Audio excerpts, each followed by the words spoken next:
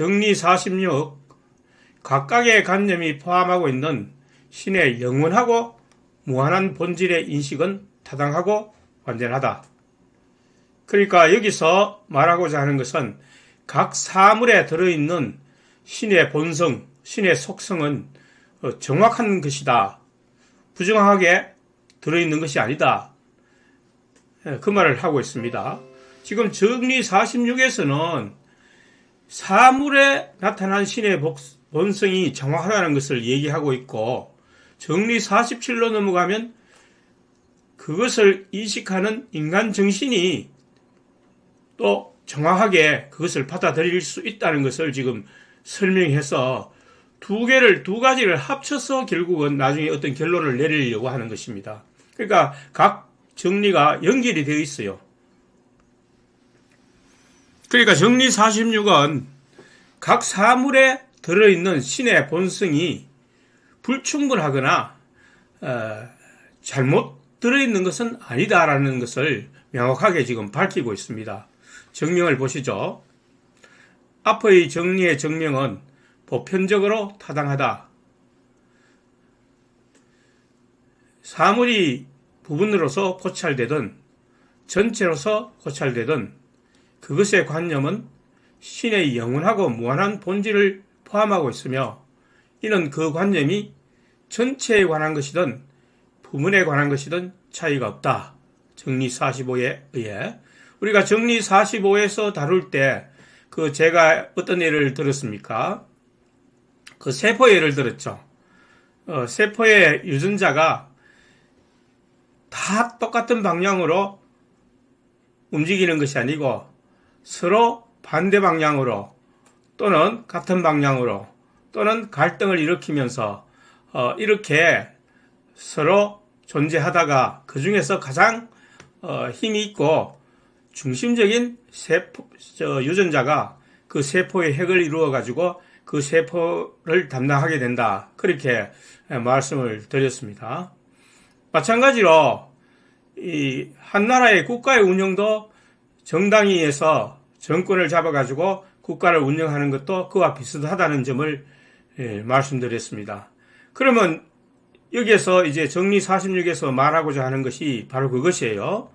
그것이 전체에 관한 것이든 부분적인 것에 관한 것이든 그 원리는 같다는 거예요. 그 작은 세포에서 일어나는 일이나 국가 전체를 확대해서 일어나는 일이나 또 그것을 가장 크게 확대해서 이 전 세계, 전 우주에서 일어나는 일이나 그 원리적으로 볼 때는 동일하다는 것입니다. 차이가 없다는 것입니다. 자, 그러므로 신의 영원하고도 무한한 본질에 인식을 부여하는 것은 모든 것에 공통적이며 부분에도 전체에도 똑같이 있다. 그러니까 아무리 축소해서 우리가 작은 부분을 보거나 그것을 확대해서 전체적으로 보거나 그것은 차이가 없이 정확하다는 것입니다. 그 공통적으로 나타나는 부분들은. 그래서 우리가 거기에 대한 각 사물에 들어있는 그 관념은 타당하다는 것입니다. 즉 정확하다는 것입니다. 자, 이것은 이제 앞에 내용을 인용했습니다. 앞에 본문을 인용했는데 다시 한번 확인을 해봅시다. 부분으로서 고찰되든 전체로서 고찰되든 그것의 관념은 신의 영원하고 무한한 본질을 포함하고 있으며, 금방 예를 들었죠. 세포 하나를 살펴보든 한 사회를 살펴보든 또는 우주 전체를 살펴보든 흐르는 원리는 공통적이며 신의 속성을 아주 적절하게 정확하게 나타내고 있다. 자, 예를 우리가 세포 유전자와 정당의 정권으로서 예를 들었죠. 그래서 한 가지 예를 더 들면 사자와 얼룩말을 보면 어떻습니까? 사자가 얼룩말을 공격하자 얼룩말은 나 살려라 하고 도망치죠. 이것은 여기에서 이것만 가지고는 우리가 어떤 원리를 얘기할 수는 없어요. 두루두루 나타나야 되기 때문에, 보편적으로 나타나야 되기 때문에 이제 모든 사물에서 나타나는 원리를 우리가 관찰하여 볼 때 이 사자와 얼룩말에서 나타나는 이 원리는 약육강식의 원리, 즉 힘의 원리라는 것입니다. 그러니까 예를 하나 더 들면 공과 지구를 우리가 볼 때, 사과라고 하는 게 좋겠네요. 사과와 지구를 생각할 때 사과가 지구로 떨어지지 지구가 사과로 떨어지는 게 아닙니다. 이 약육강식의 원리, 힘의 원리입니다. 힘이 약한 쪽에서 강한 쪽으로 끌려 들어가는 것입니다. 맞죠? 그러니까 사자와 얼룩말도 그와 똑같은 원리라는 것입니다. 강한 자가 약한 자를 포식하게 된다는 것입니다. 그러니까 이것이 전 세계적인, 전 우주적인 원리라는 것입니다. 신의 속성이라는 것입니다. 그것이. 그러니까 신의 속성은 힘의 원리가 흐르고 있다라고 우리가 그렇게 표현할 수 있고, 사자와 얼룩말에서나 공과 지구에서나 부분에서나 전체에서나 똑같이 정확하게 적절하게 표현되고 있는 것입니다. 자, 그래서 이와 비슷한 여러 가지 신의 속성들이 물이나 돌과 같은 사물의 성질이나 동식물의 생태나 꽃의 빛깔이나 모양, 또 대칭성, 그리고 음양, 암수로 존재하는 것 등 이 모든 것들에서 반영된 것들은 신의 속성으로 정확하게 그리고 완전한 것으로 각 사물이 인식하고 있다는 겁니다. 자, 그래서 정리 46에서는 총괄적으로 이제 우리가 요점을 정리해 보면 각 사물들은, 모든 사물들은 신의 속성을 정확하게 반영하고 있다. 그렇게 결론을 내릴 수가 있겠습니다. 자, 그래서 정리 47은 이제 정리 46에 비해서, 정리 46은 우리가 그 사물을 바라볼 때에 사물을 우리가 객체, 대상이라고 하면 우리의 정신은 그것을 바라보는 주체가 되죠. 그러니까 객체에서 정확한 관념을 가지고 있는데 우리 주체가 그것을 다시 정확하게 받아들여야 된다는 거죠. 그래서 받아들일 수 있다는 것을 정리 47에서 설명하고 있습니다. 인간의 정신은 신의 영원하고 무한한 본질에 대한 타당한 인식을 가진다. 증명, 인간의 정신은 갖가지 관념을, 즉 그것에 의해 자기 자신 및 자기의 신체 그리고 외부의 물체들을 현실적으로 존재하는 것으로서 지각하는 갖가지 관념을 가진다. 그러므로 인간의 정신은 신의 영원하고 무한한 본질에 대한 타당한 인식을 가진다. 자, 우리 정신이 그것을 현실적으로 그 사물들을 바라볼 수 있는 능력이 있기 때문에 그 사물들에 들어있는 신의 속성도 정확하게 인식을 할 수 있다. 그런 뜻입니다. 자, 제가 해설을 다뤄놓은 것을 잠시 봅시다. 동물을 포함한 사물과 그 활동을 통해서 신의 속성을 정확하게 인식할 수 있다.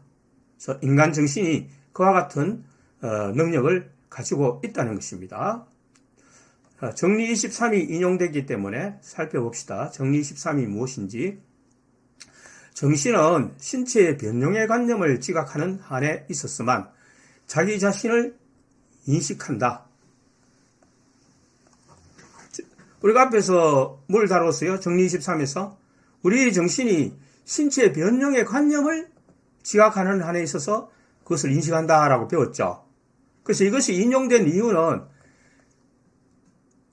우리의 정신이 자신에 대한 관념을 형성하고 있다는 점을 말씀드리고 있는 것입니다. 자, 정리 19도 인용이 되어 있으니까 살펴보죠. 인간의 정신은 신체가 자극받아 변화된 변형의 관념을 통해서만 인간의 신체 자체를 인식하며 또 그것이 존재한다는 것을 안다. 자, 정리 19를 인용된 이유는 자신에 대한 관념을 형성한다. 역시 거의 같은 취지가 되겠어요. 그러니까 우리 정신이 우리 신체를 통해서 받아들인 그 관념을 우리 정신이 인식하게 되어 있다. 그 점을 말하고 있는 것입니다. 자, 정리 17도 인용이 되어 있으니까 봅시다. 만일 인간의 신체가 어떤 외부 물체의 본성을 포함하는 방식으로 자극받아 변화된다면 인간의 정신은 신체가 그 외부의 물체의 존재 또는 현존을 배제하는 변형으로부터 자극받아 변화될 때까지는 그 물체를 현실적으로 존재하는 것으로 고찰한 것이다. 이거 앞에서 우리가 어떤 예를 들었습니까? 양초와 성냥의 예를 들었죠. 그러니까 양초에다가 성냥에 불을 붙이는 광경을 우리가 봤기 때문에 양초를 보면 성냥을 같이 떠올리는데 이 성냥을 안 떠올리게 되려면 어떻게 돼야 된다고 했습니까? 라이터가 나중에 새로 나타나가지고 라이터를 사용하니까 이제는 양초를 봐도 성냥이 생각이 안 난다 그랬죠. 그러니까 그렇게 될 때까지는 계속해서 하나의 물체를 보면 다른 물체가 생각되고 또 부모가 살아있는 것으로 우리가 죽었지만 살아있는 것으로 인식되는 그 이유도 꿈에서 난다는 것으로 우리가 설명을 드렸죠. 자, 그래서 이 정리 17을 인용한 이유는 물체에 대한 관념이 그것을 배제하는 관념이 나타나지 않는 한 계속 지속이 되고 있다는 것을 말하기 위해서 인용이 된 것입니다. 자, 그래서 이제 이전에 다룬 정리 45와 오늘 다룬 정리 46을 합쳐서 우리가 생각을 하면 하나의 결론이 나옵니다. 그것은 뭐냐 하면 앞에서 우리가 정리 45에서 인용된 그리고 정리 46에서 인용된 이 물체의 관념은 신의 속성을 나타낸다는 것을 정확하게 나타내고 있다는 것을 말하기 위해서 여러 말로 포함한 거예요. 설명한 거예요. 그러니까 그냥 단순히 신의 속성을 사물이 가지고 있다 이렇게 말하면 하나의 주장밖에 안 되고 의미를 가질 수 있잖아요. 그게 어떻게 해서 그렇게 되는지. 그래서 그것을 충분하게 설명한 것입니다. 스피노자가. 주석을 볼까요? 이것에 의하여 우리는 신의 무한한 본성과 신의 영원성이 모두에게 알려져 있음을 안다. 이렇게 해서 모든 사물에서 그것이 부분이든 전체이든 모든 사물에 신의 본성이 나타나 있기 때문에 그것이 모든 사람들에게 모두에게 알려져 있다. 그렇게 말할 수 있는 것이죠. 자, 신의 무한한 본성과 신의 영원성은 사물들의 신의 무한성과 영원성을 발견할 수 있다는 점을 말하는 것입니다. 자, 그 다음 보죠. 특별히 어려운 건 없죠. 그런데 모든 것은 신 안에 있고 신에 의하여 파악되기 때문에 자, 올라가야죠 또.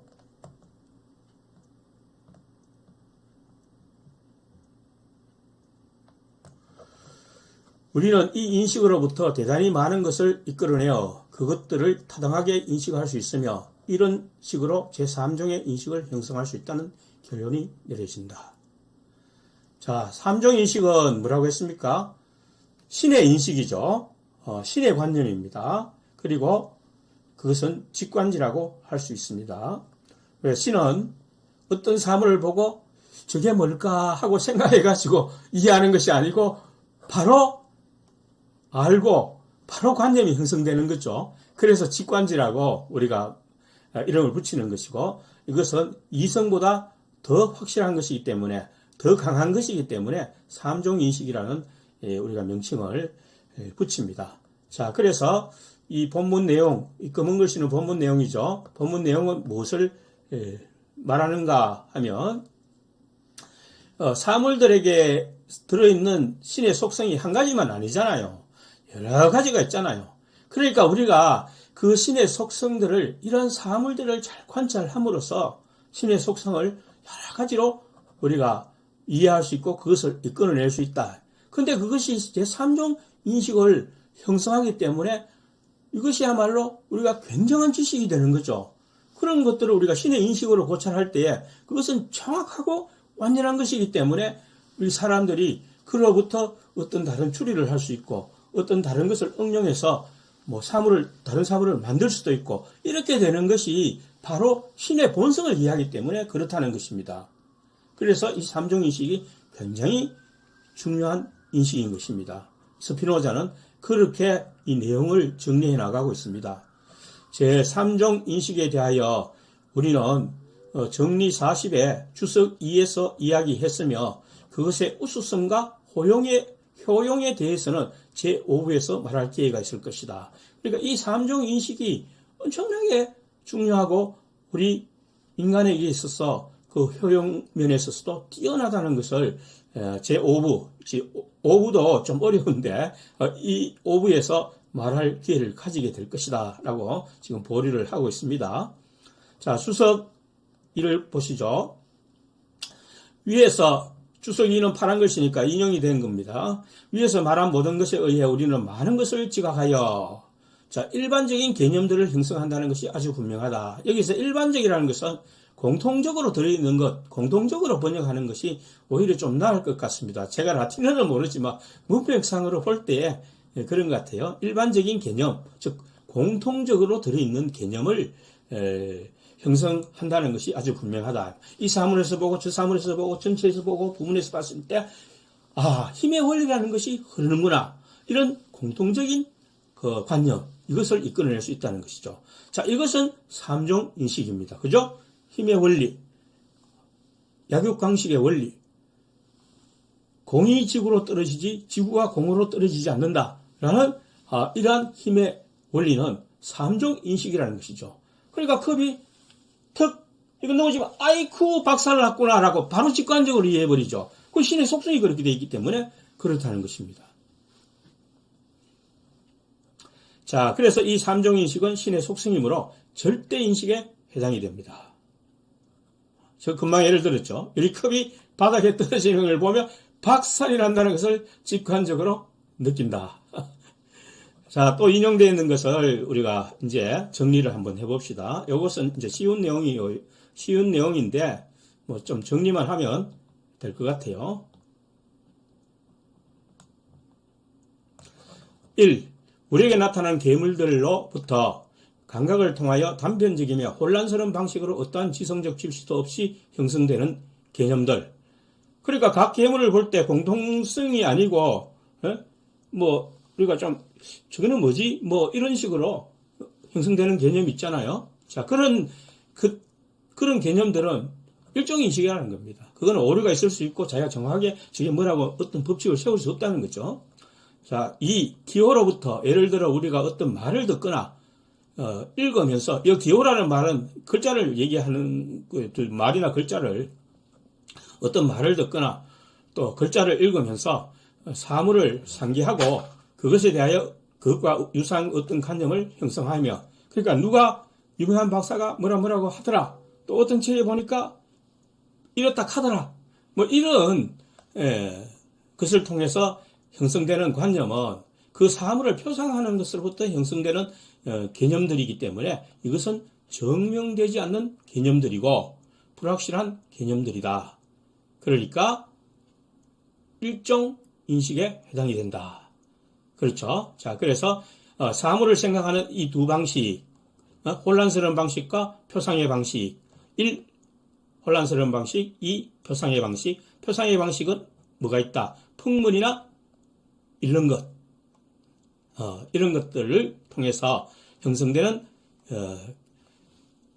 개념이나 인식은 일종 인식. 자, 다른 말로 의견, 내 생각에는 그럴 것 같아. 이렇게 머리에 생각이 되는데 하는 이 표상이라 부를 것이다. 일종 인식이죠. 자, 그 다음에 세 번째, 마지막으로 우리가 사물의 특성에 대하여 공통 개념 및 타당한 관념을 가지고 있는 것으로부터 이것을 나는 이성의 인식, 이종 인식이라 부를 것이다. 그렇게 말하고 이제 3종 인식은 여기에서 아직 정리를 하지 않았습니다.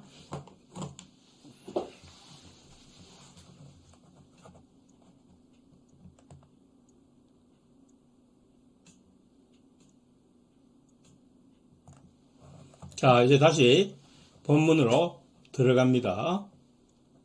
그러나 사람들이 신에 대하여 공통 개념에 대해서만큼 뚜렷한 인식을 지니지 못한 것은 신을 물체처럼 표상할 수 없다는 것과 그들이 신이라는 이름을 자신들이 흔히 보고 있는 사물의 심상과 결합시켜 왔다는 것에 기인한다.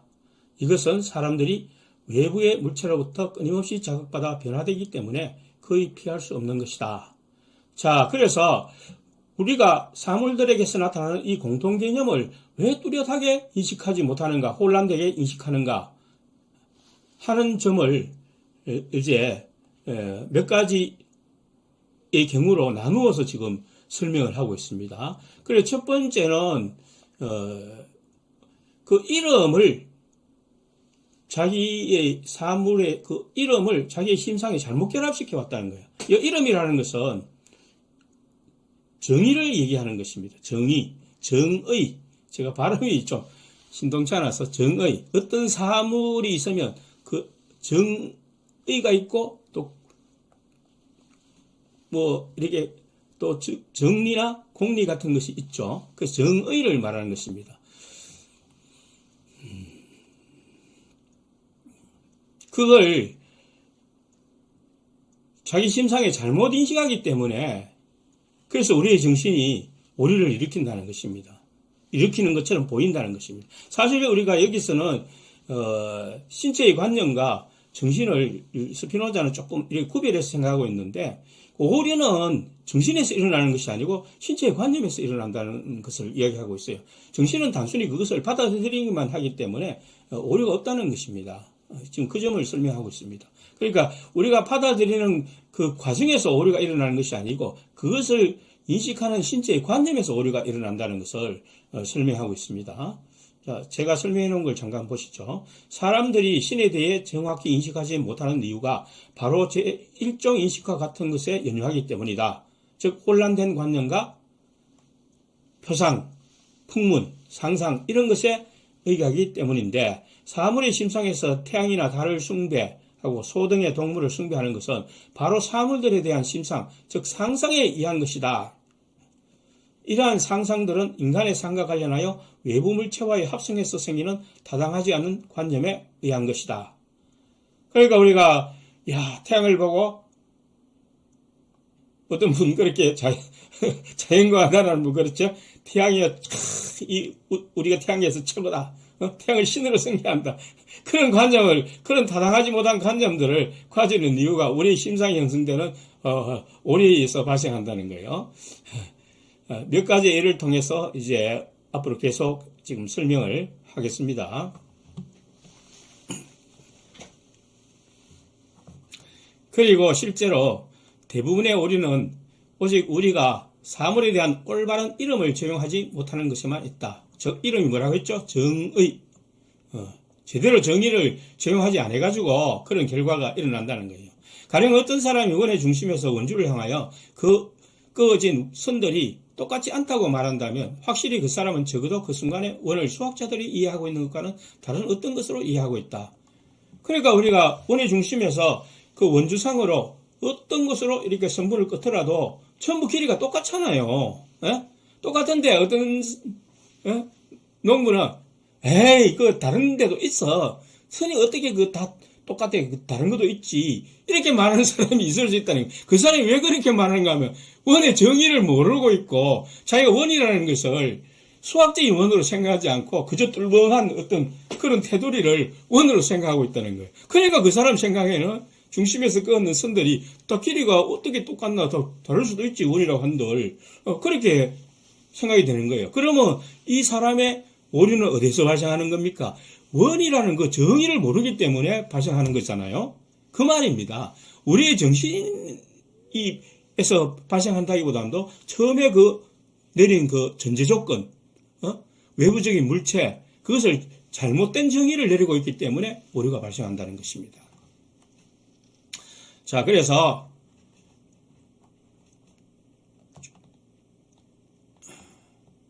사물들에 대한 올바른 이름을 적용하지 못하는 것에만 있다. 그 정의를 제대로 이해하지 못하고 있기 때문에 수학적인 원을 생각하지 않는다는 거예요. 자, 있다는 것은 사물들의 정의를 다르게 적용하기 때문에 다른 결과나 오류를 발생시킨다. 이렇게 했죠. 자, 그래서 또 다른 예를 한 가지 들고 있습니다. 계산이 틀리는 거. 자, 예를 들고 있는데 봅시다. 자, 마찬가지로 사람들이 계산 중에 오류를 범하는 경우에도 그들은 종이 위에 있는 것과는 다른 수를 정신 안에 가지고 있다. 그러므로 만일 그들은 정신을 들여다볼 수 있다면 그들은 실제로는 오류를 범하고 있지 않다. 그런데도 그들이 오류를 범하고 있는 것처럼 보이는 이유는 그들이 종이에 있는 수를 정신 안에도 가지고 있다고 우리가 생각하고 있기 때문이다. 만일 그러한 생각한 것이 아니라면 우리는 그들이 오류를 범하고 있다고 믿지는 않을 것이다. 어떤 사람이 3 곱하기 8이 24인데 3 곱하기 8을 자꾸 11이라고 답을 쓰는 거예요. 이 사람은 정신이 좀 이상하나 이렇게 우리가 생각할 수도 있는데 사실은 이 사람은 자기 정신에 들어있는 계산은 똑바로 한다는 거예요. 스피노자의 말에 따르면 똑바로 하는데 뭐를 잘못 봤다는 거예요. 곱하기를 더하기로 잘못 봤다는 거예요. 그러니까 이 사람 계산은 자기 정신 안에 있는 작용은 제대로 되고 있는데 그 사물을 볼 때에 잘못 이해하고 봤기 때문에 그런 결과가 나타나는 것이다. 그래서 결과적으로 지금 이 두 가지에 의해서 스피노자가 뭘 말하려는 것 같아요? 우리의 정신 자체가 어떤 정의나 외부에서 들어오는 물체를 제대로만 인식한다면, 제대로만 들어온다면 우리의 정신은 그것을 오류를 일으키지 않고 정확하게 인식할 수 있다는 것을 지금 말하려고 하는 거예요. 자, 설명을 보면 시간이 지금 너무 많이 가가지고 여기까지 하고 다음에 계속해야 되겠습니다. 계산에서 오류가 나오는 이유 중 한 가지는 숫자를 잘못 보기 때문이다. 숫자를 잘못 봐가 3 더하기 8 해야 되는데 8 더하기 8 해가 16이 나온다. 그 말이죠. 더하기는 제대로 했다는 거죠. 또는 덧셈을 곱셈을 한다든지 등의 이유가 있을 것이다. 자, 그러니까 스피노자가 여기서 말하고자 하는 점은 오류가 발생하는 이유가 우리의 정신작용 때문이 아니라 외부 물체에 대한 오해로 일어난다는 점을 스피노자가 말하고 있는 것입니다. 자, 내용이 계속 길기 때문에 오늘은 여기까지만 설명하겠습니다.